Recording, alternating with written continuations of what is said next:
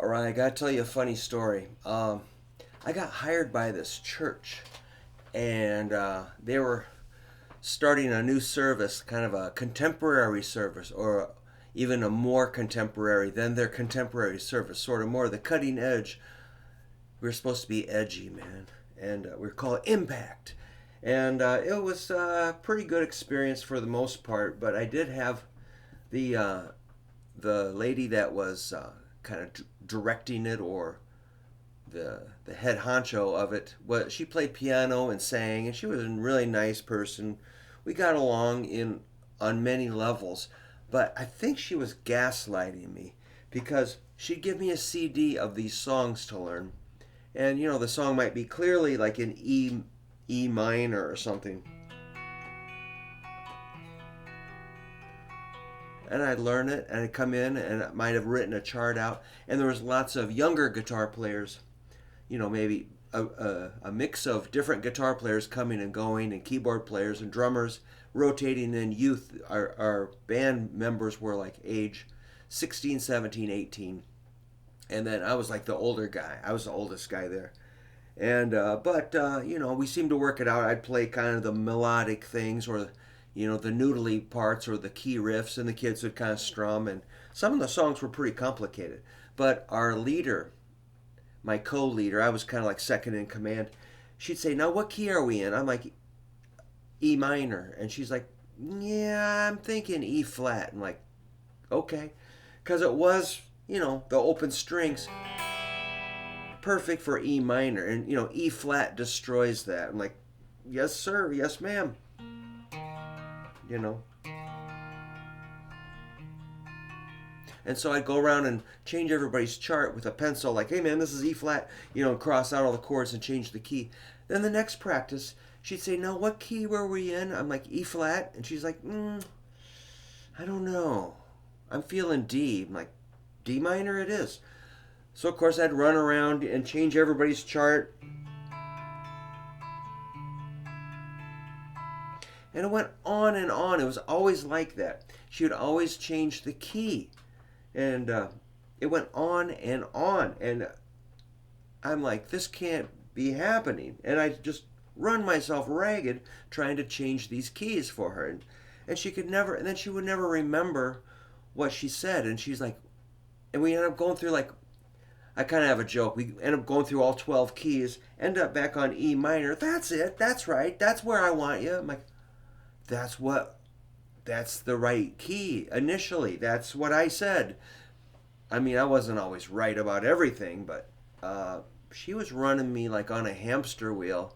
And I used to leave rehearsal. I'm sure my face was red. My head was just throbbing. I was just furious. I'm like, "What are you doing to me?"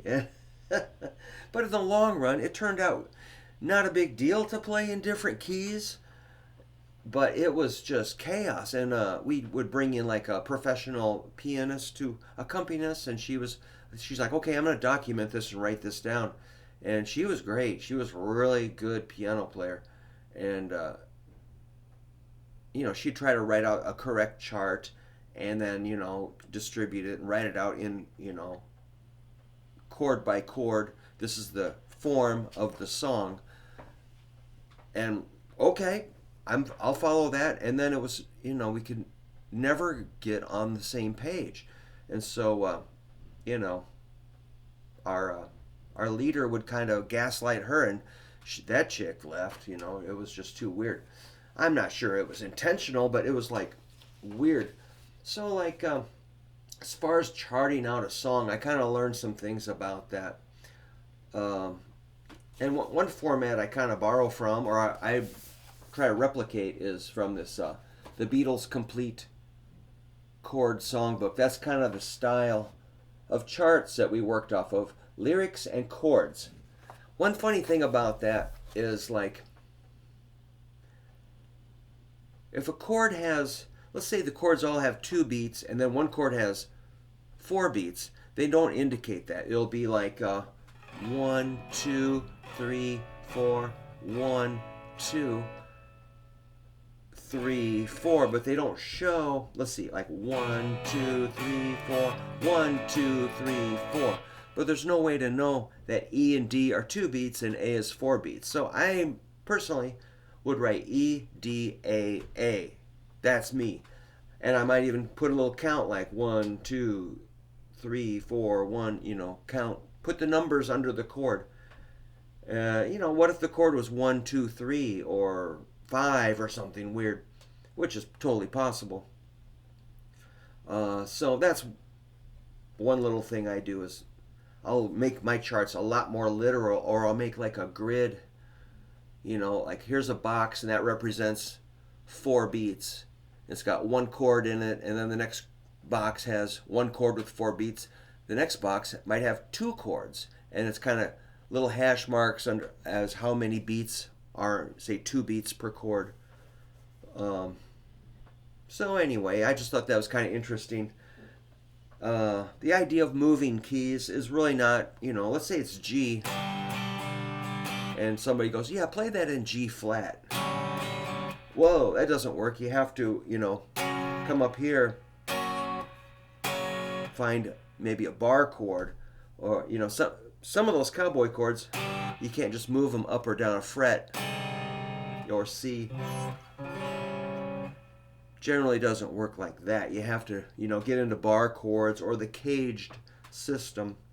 Anyhow, I just wanted to share a kind of funny story about that. I've got some other funny stories about that gig. Maybe I'll tell you all about it someday if you want to know. But, if you happen to write out a chord progression, try to be as clear as possible about how many beats are on each chord. That's one point. And the other one is try to just pick a key and stick with it. But if you got to change keys, try to be flexible. But don't don't abuse people like that. If you can manage to, consider how the other person might perceive what you're doing. All right. So anyhow, I'm just having fun today. But I think I better get out and do a little snow shoveling. My lungs are feeling a little too healthy.